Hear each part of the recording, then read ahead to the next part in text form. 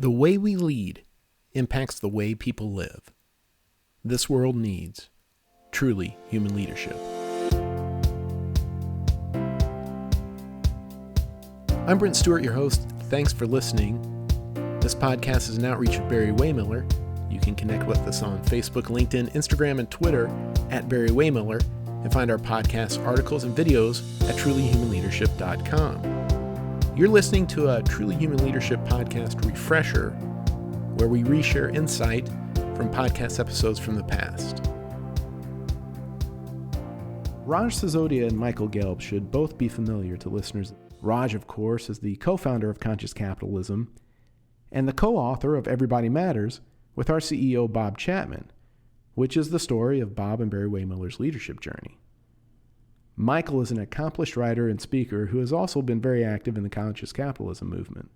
I encourage you to go back and listen to all of Michael and Raj's appearances on the podcast, as they're all filled with unique insights. Raj and Michael have a new book that was just released titled The Healing Organization.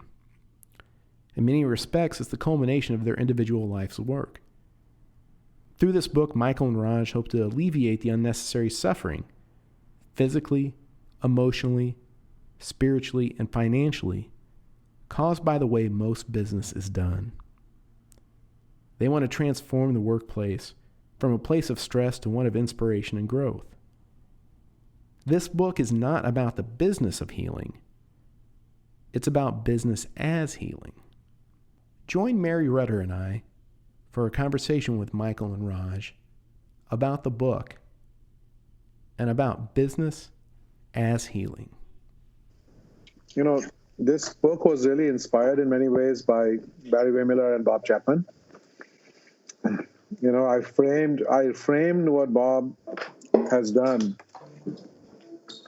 to him as, I said, Bob, you're not growing a business, you're spreading a ministry. Because when you show up in town, people have hope. They feel like they might have a future, So you're spreading a healing ministry. And that language first came to me. We use the language of adoption. He doesn't buy companies, he adopts them, right? He never sells, right? So it's not like buying and selling companies that others do. And so I think that original idea, really, the seed was planted there. So in many ways, and I think in our first part of our book, we really do write a lot about Bob and that whole metaphor. The metaphor that I use is from empire to ministry.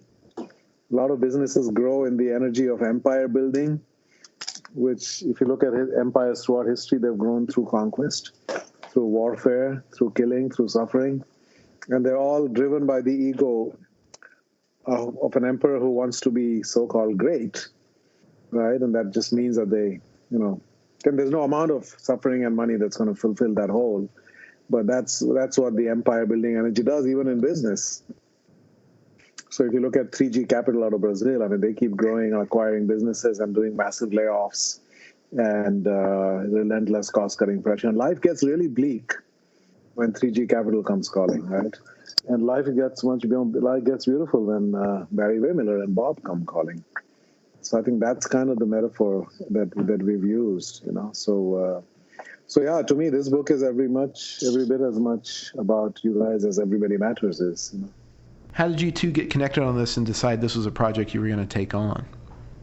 Well, Raj and I met back in the late 1990s when he was the director of the executive MBA program at George Mason University, Virginia.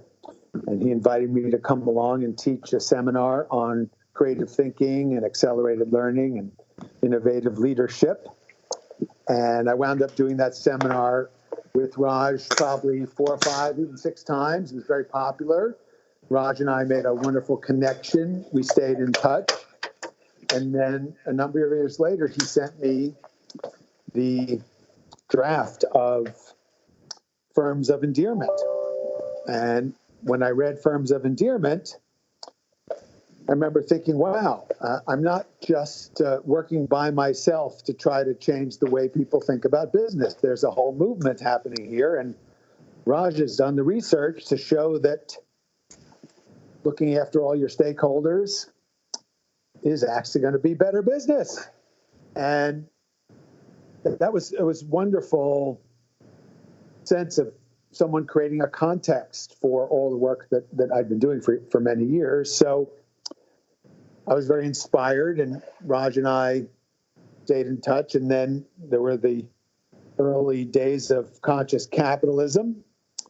So Raj asked me to come along, and first I gave a keynote at one of the conscious capitalism events, and then Raj asked me if I would serve as master of ceremonies, which I did a couple of times, and gave another keynote. And we just started spending more time together, talking more about our shared vision, and it just seemed natural to create something together. And we then went through a lot of different ideas.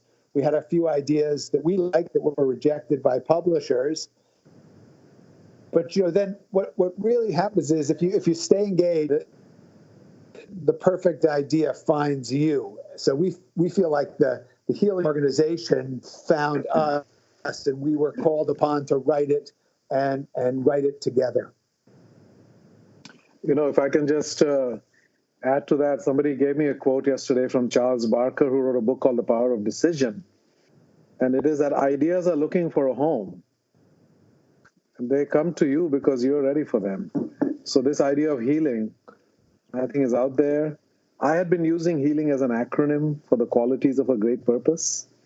I always have to have an acronym for everything I do. So it just happened to fit all the words. And I said, okay, that's a word, healing.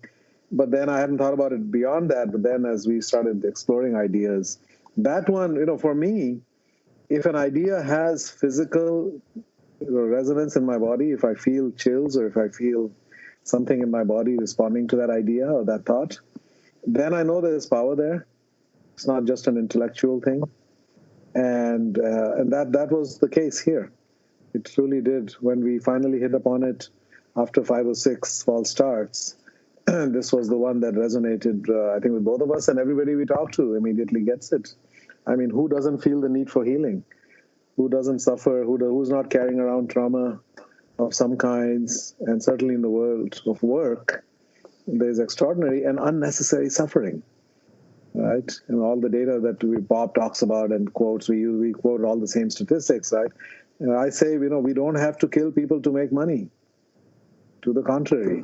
In fact, we will be more successful if we promote their well-being in all dimensions. Raj, what do you mean when you talk about a healing organization? What is that concept? What does that mean? So to me, first of all, the word healing has 2 roots. One is in wholeness, and the other one is holy. Right? So holy, recognizing that we human beings are essentially divine beings. We have imagination. We have moral compass. We have agency. We have free will. We can create something that doesn't exist. We can bring it into existence. So there's that aspect. And the other aspect is wholeness, that most of us are not whole beings. We are fragmented within. We're fragmented between our masculine and feminine sides, between our higher selves and our child selves. And in many other ways, we're also carrying these burdens. So to heal is to become whole and to recognize our holiness. That's number one. Second is, the fact is that the way in which we've been doing business actually is the opposite of healing. So I define it as we want to reduce or alleviate suffering, and we want to elevate joy, and we want to promote healthy growth through business. And that we can do that by becoming a place of healing for those who work there, so that they leave at the end of the day physically, mentally, emotionally, spiritually better off than when they came in, rather than burnt out and depleted and cynical and disengaged. That it can be a source of healing for all those it serves, customers, communities, and others. And it can be a force for healing in society. In other words, it can show us how we can bridge our surface level differences and come together around a shared purpose and shared values to do extraordinary things. And so in a world that's incredibly divided, that has so many ways in which suffering, psychic suffering and planetary suffering have been on the rise, the need for healing to me is paramount at every stage. We need to heal ourselves. We need to heal our families. We need to heal our communities. We need to heal our companies, our countries, our environment, the planet. We need to heal the past.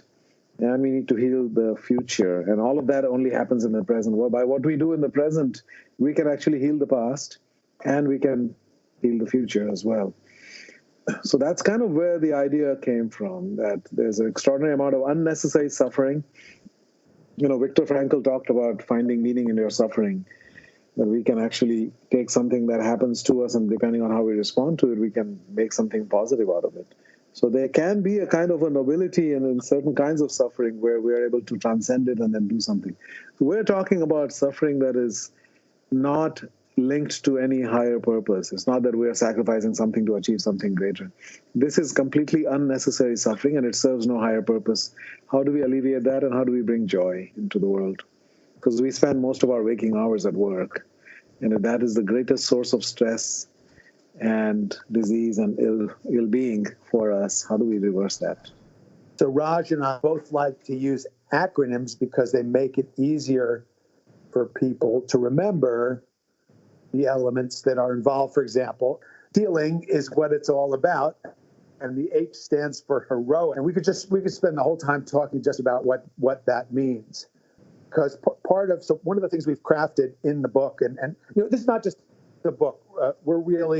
Raj and I see ourselves as part of a movement. Barry-Wehmiller is part of that movement. Everybody Matters is part of that movement. Help people think about the fundamental purpose of business, so that we think fundamentally, as Raj said, about alleviating suffering, elevating joy intentionally.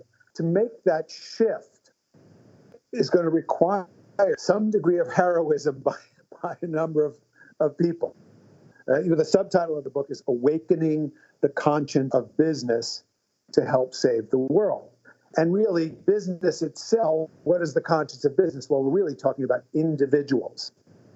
And it's individuals being willing to make the heroic shift from colluding with or allowing or turning a blind eye to the suffering that they may be causing, and starting to wake up and see what's going on. So we're aiming to get people to take our healing oath.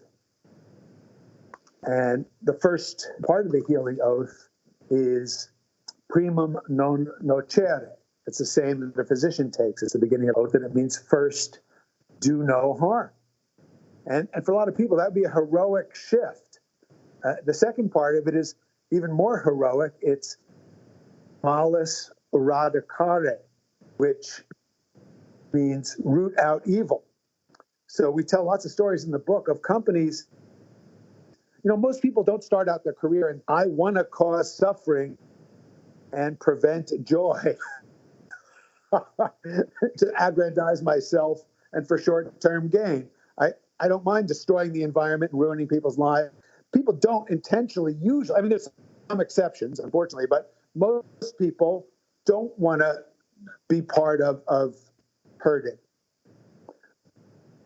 But it takes a kind of everyday heroism to wake and see the way a lot of business as usual is causing, and as Raj just said it clearly, it's the needless suffering. Too often, people just go along with because they haven't awakened to a better possibility. So we're just on the H in a healing purpose. It's heroism. It's everyday heroism to wake up, see what's going on, and take a stand to alleviate suffering and elevate joy. The first part of the book is delving into the reasons why we have come to where we are. How did business come to be a source of so much suffering? While it has created material prosperity and it has, done extraordinary things. So we're not denigrating capitalism and what it has done, but at the same time, it has come at a cost to the planet and to our own psychic and physical and spiritual, emotional well-being. So how did we get to that point? What are some of the factors that sort of behind the suffering that we have caused in not seeking to do so, not wanting to do so, but somehow we have done that inadvertently.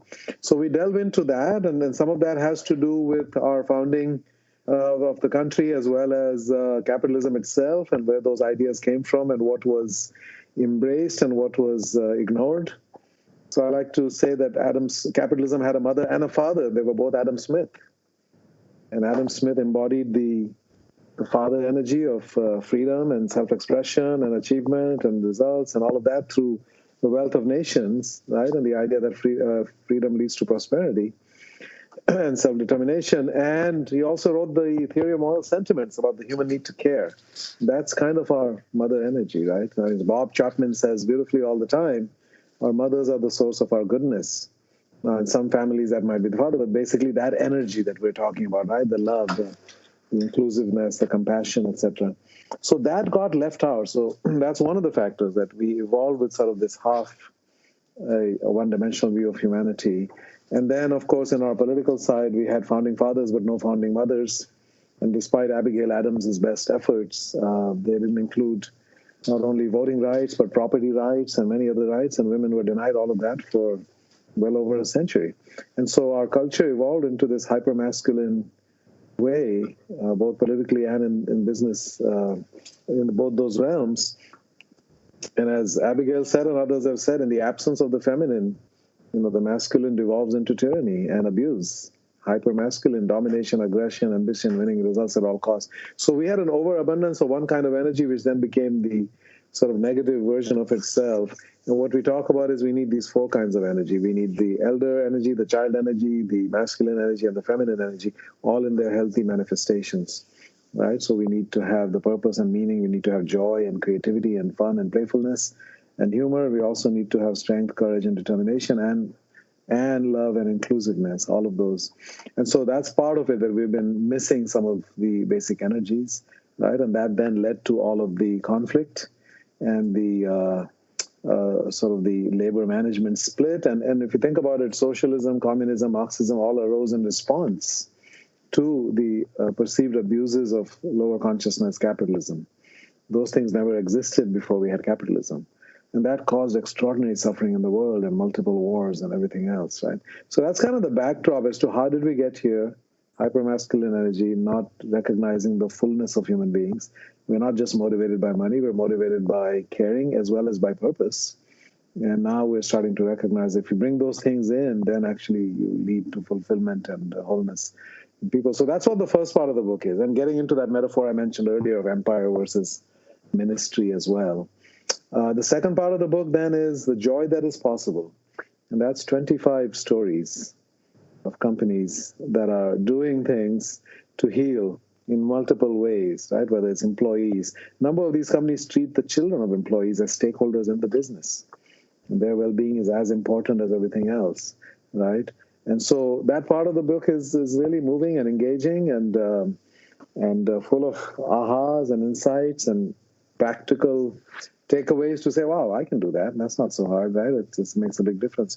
So that's the second part of the book. And then the third part is, I think we're calling it the beckoning path. How do you get there? What can you do to become a healing organization? And of course, we need to have healing leaders in order to have a healing organization. So what are the qualities of healing leaders? And how can one become? Because you cannot be a healing leader if you are wounded within, if you are fragmented within, if you're carrying traumas which you haven't addressed.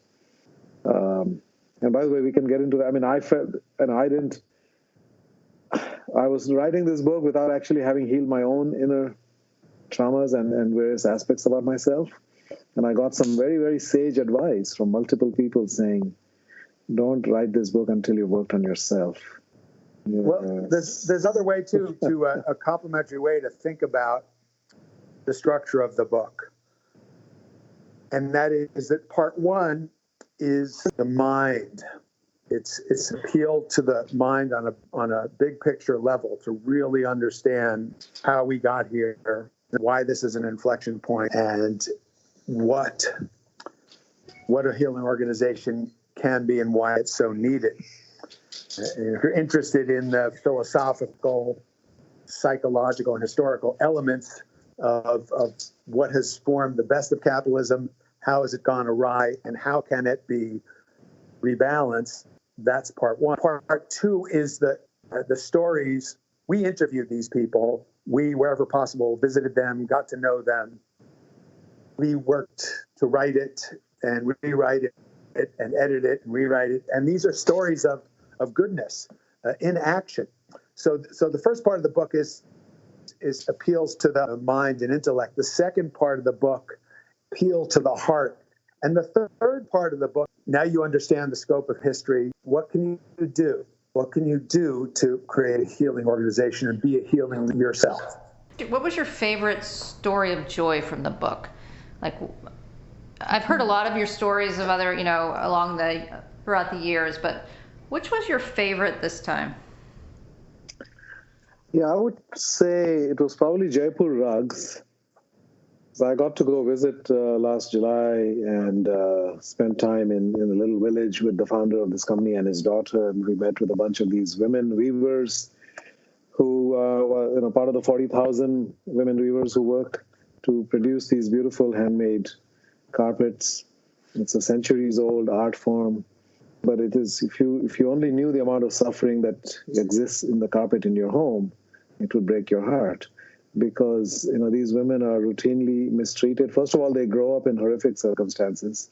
In India, they're part of weaver caste, and it's considered untouchable.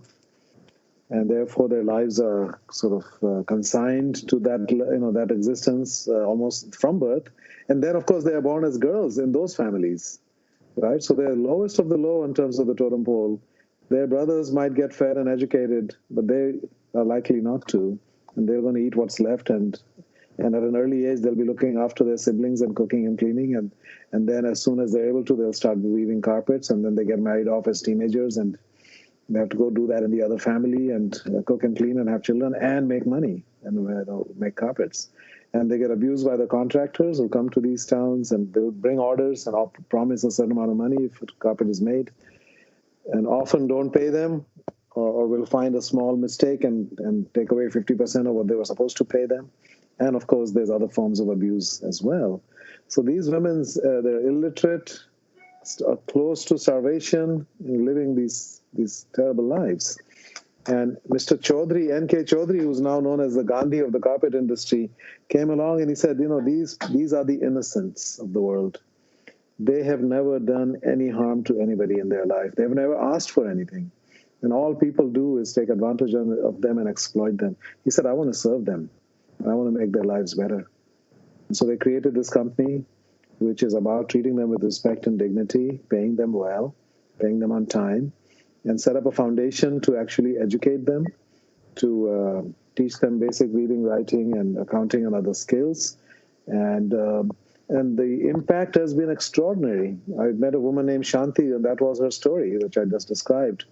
And she has 5 children, and in various times her family was near starvation. She had to sell her jewelry, and she had to do all kinds of things just to make ends meet. And then she discovered, or Mr. Chaudhry discovered her, and now she's become part of this company, and now she runs about 10 different looms, and about 15, 20 women work with her and for her. And her life is transformed. When I went to visit, she stood up and shook my hand and looked at me and said, "How are you?" In English. And they were saying, if you came here 5, 7 years ago, she would have been sitting on the ground with her head covered, not able to look at you. She didn't think she was worthy of, meeting your eyes. And today, like, we have the chairman of Unilever had visited, and, she cooked him a meal in her home and sat on the floor and ate it, right? And she has 5 children, 4 daughters and a son. One has already graduated college and one is in college.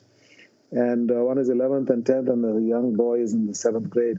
This illiterate woman will now have 5 children graduating from college because this company found her and she found them, right? And she found a life.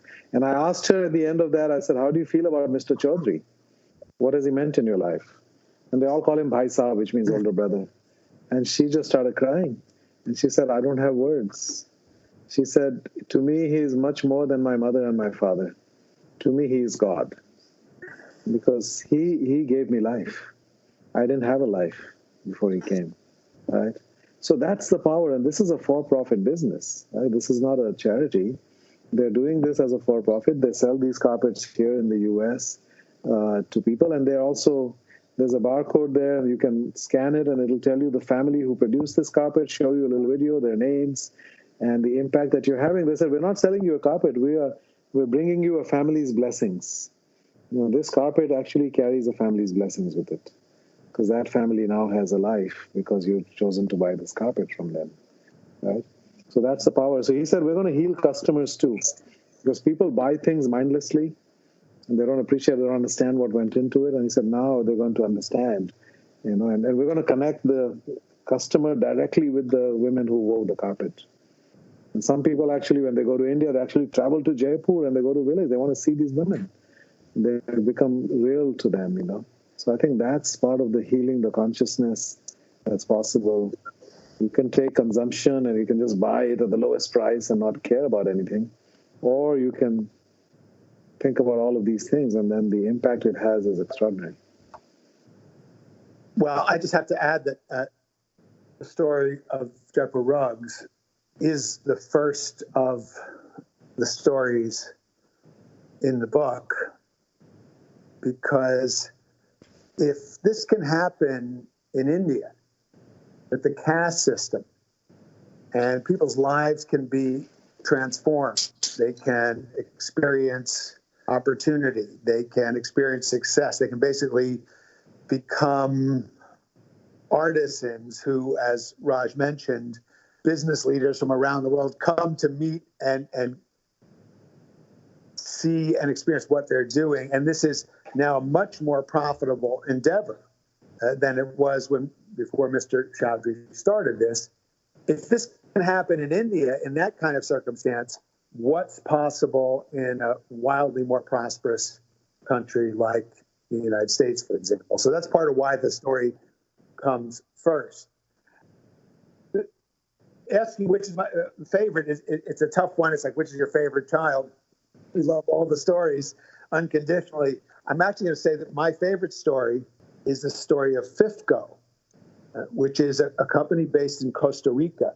And the reason it's my favorite story is for more just kind of strategic reasons to reach the skeptical person who thinks that this might be nice, that there are a few anomalies here and there of wonderful, loving people who can make a difference. But does this really work in highly competitive business like selling beer and soft drinks?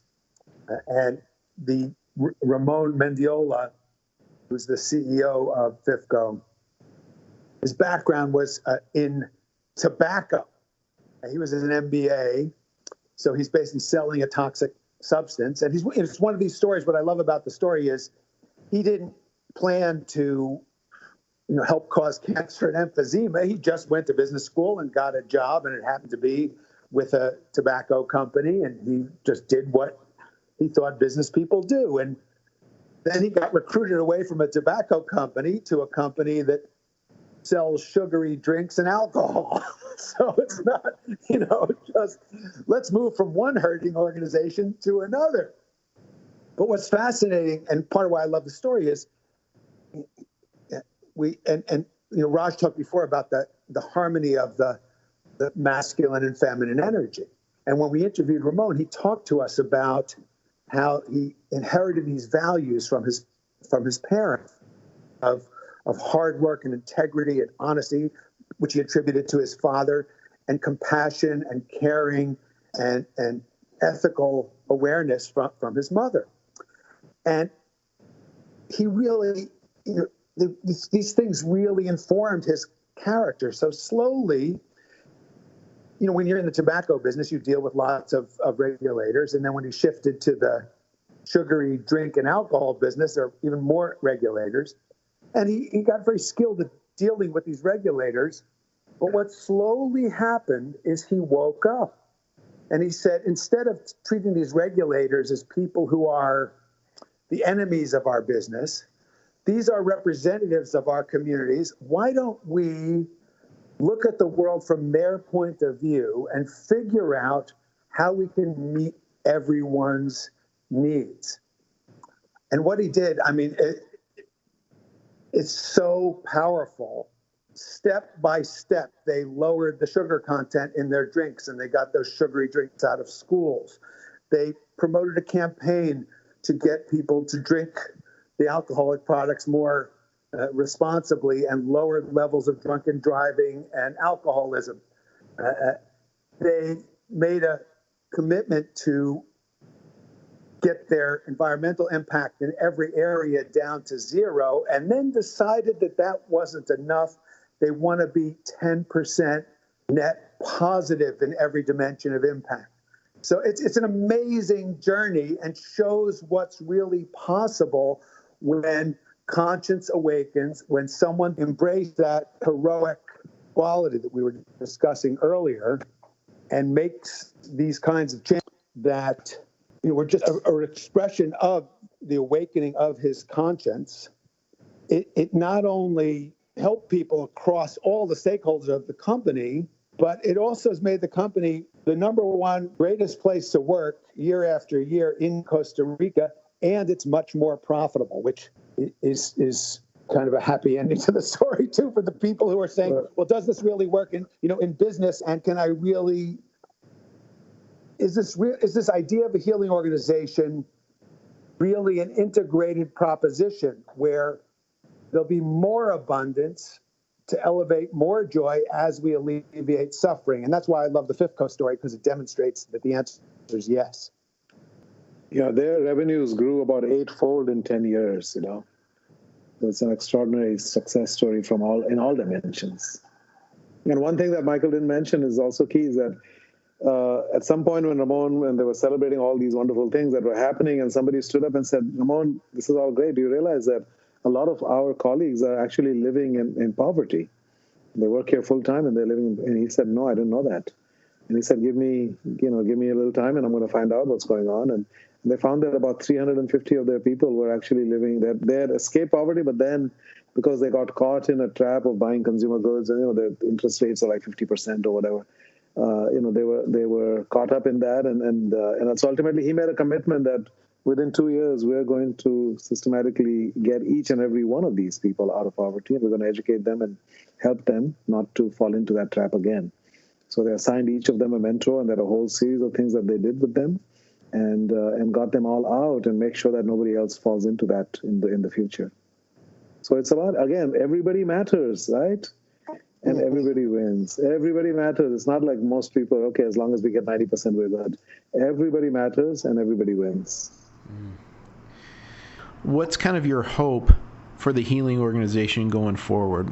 When the book is released, what's your hope after that? My hope is that people read this book and really change their thinking. What Adam Smith taught was that leaders will ultimately, in a democratic society, ultimately need to respond to feedback and to the will of the people. And the will of the people is moving in the direction of the healing organization, and yet a lot of people don't really know that it's possible. But then you read these stories. You read the story of Jaipur Rugs. You read the stories of FIFCO. You read the story of Grayston Bakery. You read the story of Eileen Fisher, of Hillman Consulting. I mean, one story, and you realize this really is possible.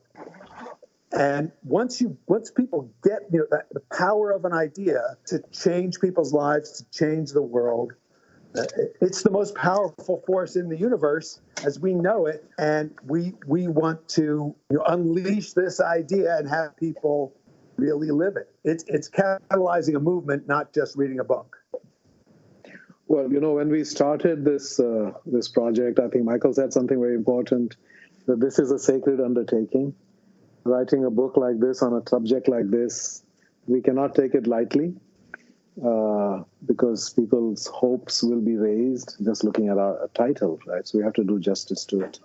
And if I look at this last 15-year journey when I got involved in what we now call conscious capitalism, and I think for Michael this is also true, it's kind of a culmination of what we've done. Everything that we've done has kind of built up to this, right? And we have arrived, I think, at what is called the simplicity on the other side of complexity. That this is a way to think about things that everybody can understand. Right? Is your workplace or business a source of suffering, or is it a source of healing? Right?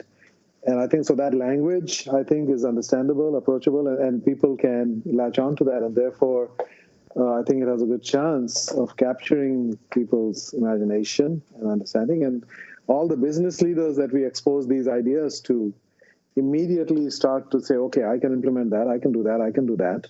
Like, who doesn't want to reduce suffering for their own people, right? And have a positive impact. So I think it's timely as well as timeless. It's practical and inspiring at the same time. So we have high hopes for the book, not from an ego perspective, but really we think it truly does have the potential to heal a lot if it gets the visibility that it needs. And your podcast and other things like that are important in making that happen. I guess the real purpose of our book would be to make ourselves irrelevant.